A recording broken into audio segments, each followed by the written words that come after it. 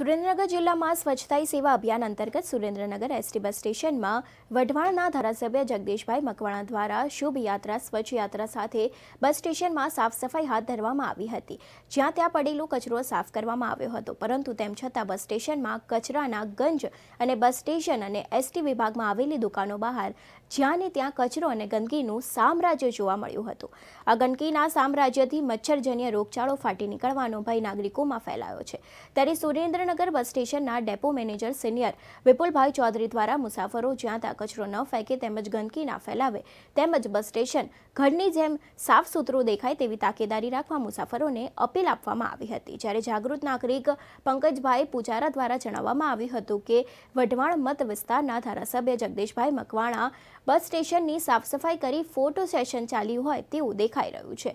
ગંદકીનું સામ્રાજ્ય ચારેય બાજુ કચરાના જંગ હટાવી એસટી તંત્ર સક્રિય બને અને ફેલાયેલી ગંદકી દૂર કરે તેવી અપેક્ષા સાથે માંગ કરવામાં આવી હતી, જેથી શહેરમાં મચ્છરજન્ય રોગચાળો ન ફેલાય તેમજ મુસાફરો અને નાગરિકો તંદુરસ્ત અને ખુશહાલ રહે તેમજ તંત્ર ઘોર નિંદ્રામાં જાગે અને દેશના વડાપ્રધાન નરેન્દ્ર મોદીનું સપનું છે સ્વચ્છતા હી સેવા। આ સેવા ભગીરથ કાર્યને સાકાર કરે તેવી આમ જનતાની લાગણી અને માંગણી છે તેવું તેમના દ્વારા જણાવવામાં આવ્યું હતું।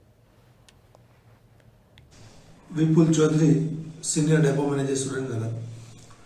આજરોજ તારીખ 2/12/23ના દિવસે સવારે 10 કલાકે આપણા આ વિસ્તારના માનનીય ધારાસભ્ય શ્રી જગદીશભાઈ મકવાણા દ્વારા સુરેન્દ્રનગર એસટી ડેપો ખાતેથી સ્વચ્છ યાત્રા શુભ યાત્રા હેઠળ સફાઈ અભિયાનનો પ્રારંભ કરાવેલ છે। આ અભિયાન એસટી નિગમમાં તમામ ડેપો ખાતે ગુજરાત વ્યાપી આજથી 1 મહિના માટે શરૂ થયેલ છે।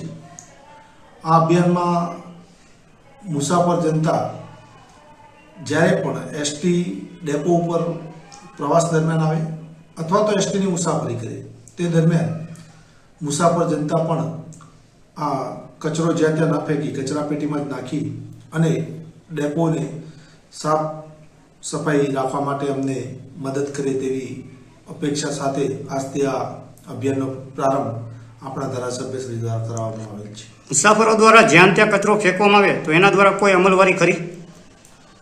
મુસાફરોમાં જાગૃતિ લાવવા માટે જ આ અભિયાનનો એક હેતુ છે કે જ્યારે પણ તમે બસની અંદર મુસાફરી કરતા હો તો દરેક બસની અંદર ડસ્ટબિનો પણ આજ રોજથી મૂકી દેવામાં આવેલ છે। એટલે મુસાફર જનતાને પણ આ તકે અપીલ કરું છું કે જ્યારે પણ તમે પ્રવાસ કરો ત્યારે બસની કંડક્ટર સીટની બાજુમાં રહેલ ડસ્ટબિનમાં આપનો કચરો ફેંકો। સાહેબ, બસ સ્ટેન્ડની બહારની સાઈડમાં બસ સ્ટેન્ડની હદમાં જ ગંદકી અને પાણી પણ ઢોરાયેલું છે અને ગંદકીનું સામ્રાજ્ય જોવા મળે છે, એ બાબતે આપ શું કહેશો? બસ સ્ટેશનમાં જે પાછળની બાજુ પાણીની ટેન્ક ઓવરફ્લો થઈ છે એના કારણે પાણી અત્યારે થોડું જોવા મળે છે, પણ એનું કામ હાલમાં ચાલુ જ છે, તમે આપ જોઈ શકશો ત્યાં। અને આ કામ ચેમ્બરો નાખીને એનો કનેક્શન આપવાની કાર્યવાહી પ્રગતિમાં છે। પણ આ તો દુકાનધારકોએ પાણી ઢોરેલું હોય એવું વર્તાય આવે છે અને હાલ કચરો પણ અહીંયા વધારે પડતો જોવા મળતો, એના માટે આપણે કડક કોઈ કાર્યવાહી કરી? દુકાનદારોએ પાણી ઢોળ્યું છે એનું કારણ એ છે કે ત્યાં જે નગરપાલિકાની ગટર લાઈન ઉપલબ્ધ નથી, એટલે એસટીનું કનેક્શન તેમાં આપી શકાતું નથી। એ માટે જે એસટી ટેન્ડર પાડીને અત્યારે ત્યાં ગટર લાઈનની કામગીરી ચાલુ છે અને આગામી સમયમાં આ પ્રશ્ન ભાજપ સરકારની અંદર ફોટો સ્ટેશન પડાવવું એ ભાજપનું મહત્વનું કામ। સ્વચ્છતા સાફ કરવી, સ્વચ્છતાને કેમ જાળવવી, સ્વચ્છતાને કેમ દેખરેખ રાખવી એ જાતનું ભાજપમાં નોલેજ જ નથી। તમે જુઓ તો આ તો ઓલા જેવું છે, સરકારી ગોડાઉન ખુલ્લા અને પ્રાઇવેટ દુકાનને તાળા મારવા જેવી હાલત છે।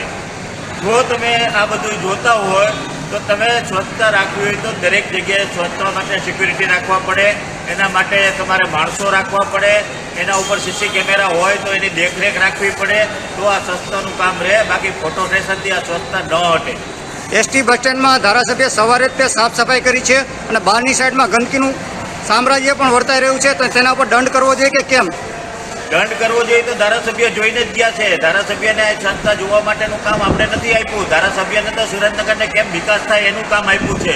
સ્વચ્છતા માટે તો એસટી નિગમને ધ્યાન રાખવું પડે કે અમારું એસટી નિગમ કેવી રીતે ધ્યાન દે છે અને શું કરે છે. ધારાસભ્યને જો આવા કામ સોંપશું ને તો સુરેન્દ્રનગરનો વિકાસ ક્યારે પણ થવાનો નથી. તો એસટીના સંચાલક આના ઉપર કોઈ કાર્યવાહી કરે, તમારી શું માંગ છે? એસટીના સંચાલકને આના ઉપર માણસો રાખવા પડે, ગંદકી જ્યાં થતી હોય ઉપર કાયદેસર દંડ હોય અને પોતાના કર્મચારી જો ગંદકી કરતા હોય તો પોતાના કર્મચારીને લેખિતમાં એમને ઓર્ડર કરવા જોઈએ.